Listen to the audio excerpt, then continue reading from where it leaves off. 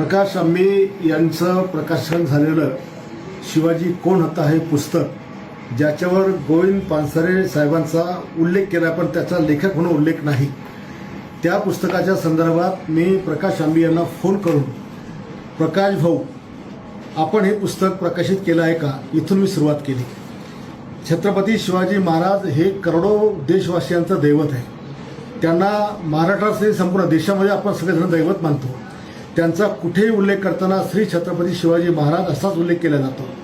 आणि यापूर्वी सुद्धा विधानसभेमध्ये मी राज्यातल्या जेवढ्या संस्था असतील ज्याला शिवाजी नाव असेल त्या शिवाजीच्या ऐवजी छत्रपती शिवाजी महाराज अशा नावाच्या संस्थामध्ये दुरुस्ती करावी आणि हे नाव टाकावं असं आग्रही मागणी मी केली. शिवाजी शिक्षण संस्थेचं नाव बदलताना सुद्धा मी त्यांना सांगितलं की छत्रपती शिवाजी शिक्षण संस्था असं नाव आपण करावं, शिवरायांचा अपमान करू नये. छत्रपती शिवाजी महाराजांच्या विचाराने जगणारे आम्ही लोक आहोत, त्यांच्या नावाने मरणारे आम्ही लोक आहोत आणि म्हणून पदोपदी त्यांचा अपमान आम्ही सहन करणार नाही. या पुस्तकामध्ये कमीत कमी 500 ते 700 वेळेस शिवाजी नावाचा उल्लेख त्याच्यामध्ये केलेला आहे, एकही उल्लेख केलेला आहे. काही ठिकाणी तर शिवाजी महाराज मराठा वंशाचे नव्हतेच असं पण आहे, काही आणखी आक्षेप आला आहे. मला त्या पुस्तकाबद्दल माझा काही आक्षेप नाही. ज्याने कोणी ते पुस्तक प्रकाशन केलं त्यांनी फक्त छत्रपती शिवाजी महाराज यांचा सन्मानजनक वापर त्या ठिकाणी करावा.